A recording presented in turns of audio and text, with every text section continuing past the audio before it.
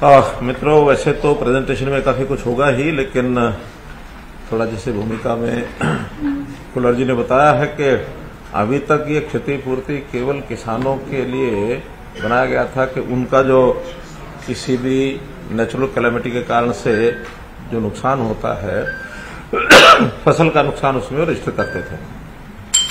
बाद में ध्यान में आया कि आखिर फसल के अलावा भी नगरों में कुछ व्यावसायिक प्रतिष्ठान हैं, कोई उनके औद्योगिक प्रतिष्ठान हैं, कोई मकानों में भी इस प्रकार का नुकसान होता है। तो ऐसे सब लॉस भी मूवेबल इमूवेबल सब प्रकार की जो प्रॉपर्टी है उसका लॉस भी इसमें अगर एंटर होगा तो उसका फिर असेसमेंट के भी तौर तरीके हैं। कुछ हमने जो ये होती है इंश्योरेंस की सर्विस उनके माध्यम से कराएंगे और कुछ असेसमेंट डीसी की कमेटीज जो हैं वो करेंगी। तो दोनों असेसमेंट के आधार के ऊपर उनको मुआवजे की कुछ राशि, उसका एक परसेंटेज वो हम कुछ तो डिक्लेयर पहले से है, कुछ आज डिक्लेयर करेंगे, उसमें से वो राहत उनको दी जाएगी। और अब बाद में आज ही जो एक विचार हमारा बना है कि जो नू में जो लॉस हुआ है, नुकसान हुआ है, प्रॉपर्टी का भी वहां जान माल सब नुकसान हुआ है, तो जान के नाते से अलग घोषणा करेंगे, लेकिन उनका जो माली नुकसान है, गाड़ियां फूकी हैं, कुछ और एसेट्स जो दुकानें हैं, तो उसका भी इसी पोर्टल में एक प्रकार से जानकारी लेंगे और उसी आधार पर उसकी भी स्कीम बना करके उनको सबको दिया जाएगा, ताकि जो नुकसान जिसका होता है वो क्लेम करता है तो फिर कोई चीज बचती नहीं है। अन्यथा बहुत लोग बाद में शिकायत करते हैं कि फला का तो जो है असेसमेंट हो गया, मेरा रह गया। इसलिए हमने ओपनली सबको कहा कि आपका जो लॉस हुआ है आप अपना दर्ज करें और बाद में फिर उसकी असेसमेंट का काम डिप्टी कमिश्नर और जो बाकी एजेंसीज हैं उसके माध्यम से कराया जाएगा, ताकि जल्दी से जल्दी हम इसका असेसमेंट करके लोगों को राहत पहुंचा सकें। इसलिए ये पोर्टल जो है इसका एक्सटेंशन किया गया। पोर्टल तो पहले से बना ही हुआ है क्षतिपूर्ति, लेकिन उसको एक्सटेंडेड वे में उसका जो ऑपरेशनल जो उसका दायरा है वो बढ़ाया है। तो ये इसके बाद मैं समझता हूँ कि एक बार प्रेजेंटेशन देखेंगे तो कोई प्रश्न होगा तो उसमें करेंगे। धन्यवाद सर। प्रेजेंटेशन या पोर्टल भी दिखा रहे, तो ये तो पुराना स्वरूप है, आपको याद है। पहला ये लैंडिंग पेज है उसका पोर्टल का, इसमें जब व्यक्ति अपनी पीपीपी आईडी भर देगा तो तत्क्षण उस परिवार के जो सदस्य हैं उन सबके नाम आ जाते हैं और फिर जिसके भी फोन नंबर से वो ओटीपी मंगवाना चाहें वो ओटीपी भर के उसके बाद ये जो मुख्यमंत्री जी ने कहा नया स्वरूप है या एक्सपेंडेड वर्जन है क्षतिपूर्ति का, वो अभी इसके बाद आपके सामने आ जाएगा। तो कारण चुनना है कि आपका नुकसान क्यों हुआ, आग से, बाढ़ से, ओलावृष्टि, सूखा, शीतलहर, भूकंप, भूस्खलन, सामूहिक हिंसा, जैसे मुख्यमंत्री जी ने अभी पर्टिकुलर रेफरेंस दिया। तो कोई भी कारण चुन ले, मान लीजिए बाढ़ ही चुन लिया, तो क्षति का प्रकार बताएं कि आप पशु या पक्षी की मृत्यु या आवास की हानि या फसल खराब या व्यावसायिक हानि, तो जो भी आप चुन लें, मान लीजिए पशु पक्षी की मृत्यु चुन लिया, तो फिर इसमें आपने भरना है कि किस प्रकार के पशु की मृत्यु हुई है, क्योंकि सबके लिए कॉम्पनसेशन नॉर्म्स अलग है। और फिर ये भरना है कि कितने हुए हैं। बस आगे दिखाने चाहिए, कुछ भी एक चुन के बस समाप्त करते हैं इसको। ये किस डेट को हानि हुई, फोटो अगर है तो फोटो अपलोड करेगा और ये कहेगा कि मैं सत्यापित करता हूँ कि मेरे द्वारा भरी गई जानकारी सही है। कोई पटो दिखाने वाला नीचे, इसको आप अगर ध्यान से देखें, हाँ फोटो है तो अपलोड करें, आवश्यक नहीं है। अब आप ये देखिए, जैसे ही ये सत्यापित कर दिया कि ये जानकारी सही है, व्यक्ति का काम खत्म। ना पटवारी ढूंढना, ना कानून को ढूंढना, ना डीसी को ढूंढना। जैसे सीएम साहब ने कहा जो असेसमेंट कमेटियां बनी, एनिमल हस्बेंड्री कौन, वो सब कंप्यूटर अपने आप पोर्टल पे जाएगा, सबके पासवर्ड है, वो क्लेम को उनको मैसेज आएगा, एक क्लेम आ गया, तो उसको देख के वेरीफाई करना, भरना। और फिर जैसे सर ने कहा जो कुछ नए आंकड़े भी, जैसे अभी व्यावसायिक हानि का आपको भी नहीं मालूम है, तो वो भी मुख्यमंत्री जी नए सिरे से वो हरियाणा सरकार के राज्य के पैसे से जो स्टेट डिजास्टर रिलीफ फंड के नॉर्म्स हैं वो सिर्फ रूरल एरियाज के लिए और एक कैप है, लेकिन उसको बढ़ा के अर्बन एरियाज को भी लागू करेंगे, स्टेट के बजट से करेंगे, वो मुख्यमंत्री जी बताएंगे। धन्यवाद।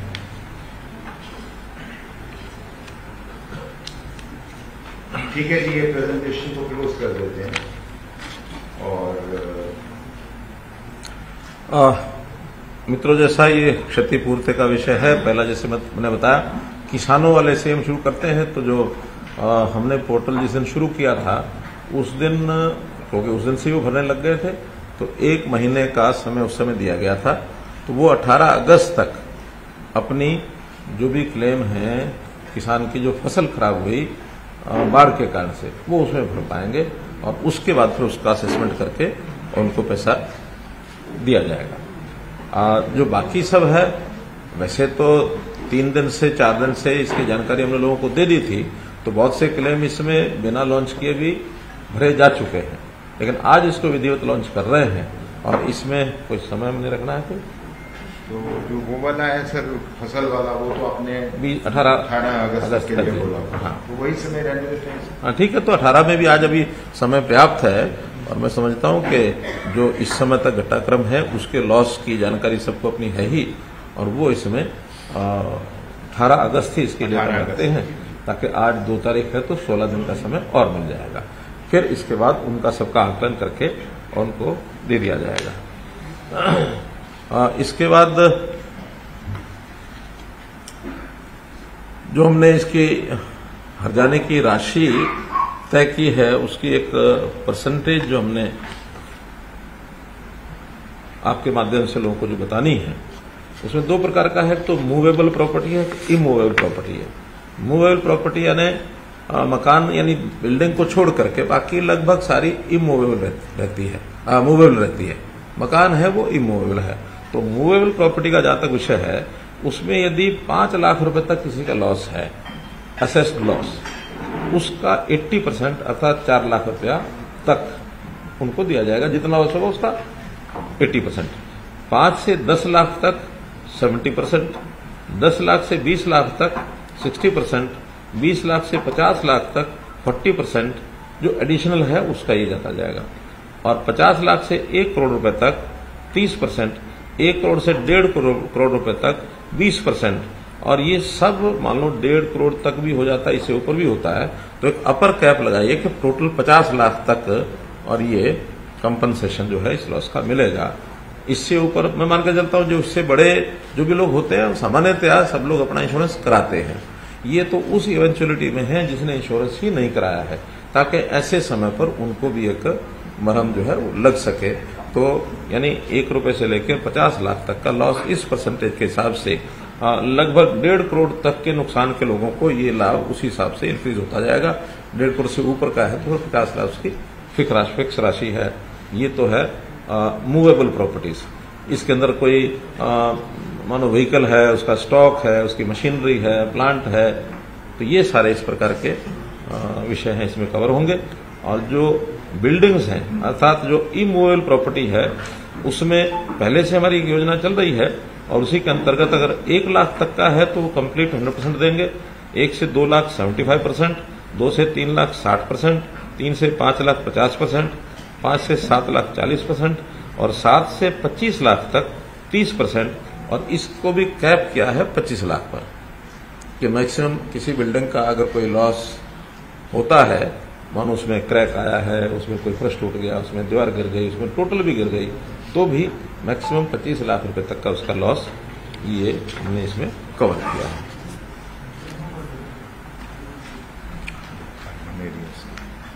हाँ, ये अर्बन एरियाज की किसी, ये जो सारा है ये अर्बन एरियाज का है। जो ग्रामीण क्षेत्र का है वो हमारा जो डिजास्टर फंड है उसकी स्कीम वो अलग से है। उसकी स्कीम है, कोई बताएंगे? जी है, आपको स्कीम है, वो भी आपको बता देते हैं। उसमें जैसे पशुवाद या घर की कच्चा के पक्का, वो प्रोसीडिंग से फिक्शन नहीं होता। हाँ, उसका शायद 1,20,000 रुपया मकान का हाउस।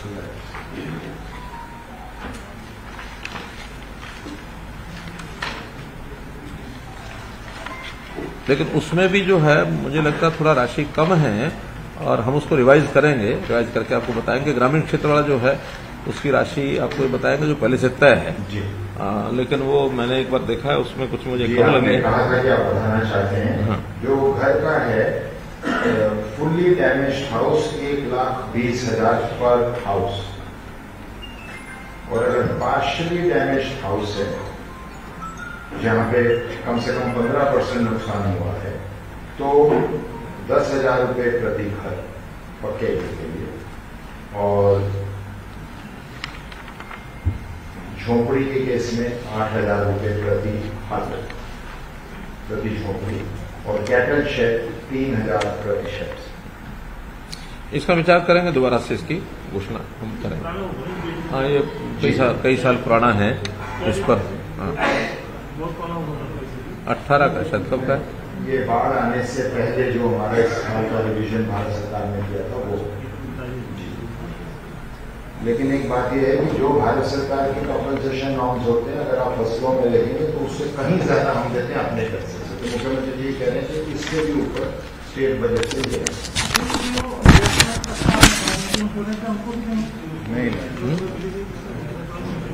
नहीं, सर ने स्पष्ट किया कि इंश्योरेंस के बाहर उससे बाहर, जिसका इंश्योरेंस किन्हीं कारणों से नहीं कराया गया। इसी प्रकार जैसे अब थोड़ा कंपनसेशन के विषय हैं एक दो, जो कुछ दिन पहले विचार आया था, लेकिन वो घोषणा नहीं कर पाया था मैं। जो कावड़िये जो हैं, जिनका भी शिवरात्रि शायद 18 या 20 तारीख को थी जुलाई में जी, उससे पहले कुछ कावड़ियाज की डेथ हुई है एक्सीडेंट में, जो भी कुछ कारण रहे। पिछले बार भी हमने दिया था उसी पैटर्न पर, जैसे पिछले साल किया था, उसी हिसाब से 2 लाख रुपया प्रति कावड़ी जो इसकी डेथ हुई, जो हरियाणा का रहने वाला है, ऐसे व्यक्तियों को 2 लाख 24 लोगों की अभी तक हमारे पास जानकारी है, 2 लाख रुपया प्रति व्यक्ति प्रति कावड़िया, वो उसको कंपनसेशन हमने पिछले साल का जो तय किया हुआ है उसको हम आगे बढ़ा रहे हैं। इसी प्रकार से एक कंसेशन और मैं आज घोषणा कर रहा हूं, वो है हमारा जो HSVP हरियाणा शहरी विकास प्राधिकरण, इसमें पिछले दिनों में बिजली के बिलों का एक विषय आया था, बिजली का पानी का तो 5% प्रति वर्ष के हिसाब से उन्हें पिछले 5 साल का 25% बढ़ा के बिल दे दिए थे। विचार करने के बाद हमें आया कि ये गलती वास्तव में डिपार्टमेंट की है। उस समय 5% बढ़ाने का एक सर्कुलर निकाला, लेकिन उसकी डिमांड नोट कभी भेजा नहीं गया। हमने सारे रिकॉर्ड देख लिए हैं, वो फाइल में केवल बढ़ा करके छोड़ दिया, और अब आकर 5 साल का इकट्ठा डिमांड नोट भेजा। बहुत लोगों ने कहा कि आखिर एक साथ ऐसे 25% का रेट बढ़ाना उचित नहीं है, तो बहुत सुझाव आए अलग अलग, लेकिन अंततोगत तो हमने फैसला किया कि ये 5% की बढ़ोतरी जो 2018 में की थी, 18 से 23 तक, अब तक सारी फ्री कर देंगे हम। केवल अब से वो 5% आगे लागू होगी। पिछला 25% जो है उस बिल का वो सारा जो है वेव कर दिया है। लगभग 42 करोड़ रुपए का इसमें HSV के ऊपर एक अलग से प्रावधान किया गया है। उसमें ये सब तो जो हमने कंपनसेशन के नाते से जो घोषणा की है वो है। अब विषय सीधा आप भी आखिर जरूर कहेंगे, वो है नूह का ये जो दुर्भाग्यपूर्ण घटना हुई है। इस घटना के संबंध में सब जानकारियां दे दी गई हैं। आज हमारे DGP साहब ने भी प्रेस कॉन्फ्रेंस की है गुड़गांव में, सब समाचार आपको आए हैं। उसमें मैं इतना ही कहूंगा कि इसके बाद शांति बनी रहे और किसी प्रकार की जो चीज है वो अनदेखी न जाए, तो हमने उसके सारे जो इंतजाम किए हैं अभी तक, जैसा मैंने बताया कि 20 कंपनीज पैरामिलिट्री की हमने बुलाई हैं, जिसमें से 14 कंपनीज नूह जिले में, 3 कंपनीज पलवल में, 2 गुरुग्राम में और 1 फरीदाबाद में। 4 कंपनीज की डिमांड आज हमने और की है बाहर के स्थानों के लिए, ताकि एक सावधानी के लिए क्योंकि कोई घटनाएं छोटे किसी न किसी स्थान पर जो होती रही हैं, तो वहां सबको ध्यान रखा जाए, कोई ऐसी अनलॉफुल एक्टिविटी कोई ना कर सके और ये आगे कोई इस वातावरण में शांति बनी रहे। आज दिन भर में भी कई जगह की गैदरिंग, कई तरह के ज्ञापन ये सब दिए गए हैं, लेकिन सभी जगह पर शांतिपूर्वक सारा विषय लगभग सबके ज्ञापन जो है वो हो चुके हैं। किसी ने DC ऑफिस जाके दिया होगा, कहीं किसी ने गैदरिंग की होगी, ये सारे विषय जो है वो समाप्त हो गए हैं। 6 लोगों की, जैसे मैंने बताया आज सुबह भी, कि उनकी डेथ रिपोर्टेड है। 2 उसमें पुलिस के लोग हैं, 4 उसमें सिविलियंस हैं। अभी तक 116 लोगों को अरेस्ट किया गया है और 90 इसके अतिरिक्त और डिटेन किए गए हैं। पूछताछ करने के बाद उनके खिलाफ भी कार्रवाई जो बनेगी वो सब की जाएगी। और इसके बाद ये सारा जो विषय आया है, इसके पीछे किसका हाथ है, कैसे शुरू हुआ, इन सब बातों के ऊपर भी प्रोसेस चल रही है। उस सारी प्रोसेस में कोई भी दोषी है उसको बख्शा नहीं जाएगा। ये सारी योजना हमारी इसमें बनी है। आगे के लिए कुछ चीजें हमने जो और तय की हैं, उसमें एक ये तय किया है कि एक IRB की बटालियन नूह जिले में ही स्थापित की जाएगी। जो अभी 2 बटालियन भौंडसी में है, उसमें से एक बटालियन नूह जिले में जगह हमने देख ली है, लेकिन वो जगह बनने में थोड़ा समय लगेगा। उससे पहले किसी टेम्परेरी भवन में एक बटालियन में कितने लोग होंगे, 1000 लोग लगभग। तो 1000 लोगों की व्यवस्था वहां उसी जिले में कहीं ना कहीं, ताकि आवश्यकता पड़ने पर कभी भी उसका मानो उपयोग करना हो तो उपयोग किया जा सके। हमने एक पुलिस में एनफोर्समेंट ब्यूरो अलग से बनाया है। उसके लिए 5-6 विभागों में, खास करके जिनमें टैक्सेशन की चोरी होती है, जहां कहीं थोड़ा इस प्रकार के विषय जो लोगों के नाते भी, सरकार के नाते भी अनपॉपुलर कहें, या जो एक किसी न किसी नुकसान को पैदा कर सकते हैं, इन चीजों को चेक करने के लिए पुलिस का एक लॉ एंड ऑर्डर के लिए अलग से सारा होगा, इन्वेस्टिगेशन के लिए होगा। लेकिन एक इस प्रकार के, जैसे माइनिंग है, जैसे एक्साइज टैक्सेशन है, जैसे पावर है, जैसे इरिगेशन है, तो इस प्रकार से 5-6 डिपार्टमेंट पहले विचार किए थे। लेकिन नूह जिले में जो ये काऊ प्रोटेक्शन एक बड़ा विषय है, वहां स्मगलिंग होती है, वहां गोवत्था हत्या भी होती है। तो हम उस जिले में एनफोर्समेंट जो हमारा ब्यूरो है, उसको काऊ ये जो सिक्योरिटी का जो काम है, ये भी उनके माध्यम से कराएंगे। और 100 जवान अलग से उस व्यवस्था के लिए वहां रखे जाएंगे, ताकि ये समस्या भी आगे ना आए। और मैं तो खास करके ऐसे मुस्लिम भाई, जो बहुत लोग मुसलमान भी हैं, जो यानी गोरक्षा के हित में भी बोलते हैं, काम करते हैं, उनका कोई उसमें विरोध नहीं है, बल्कि सहयोग भी करते हैं। राष्ट्रीय मुस्लिम मंच खुल करके उसमें इस मूवमेंट में साथ देता है।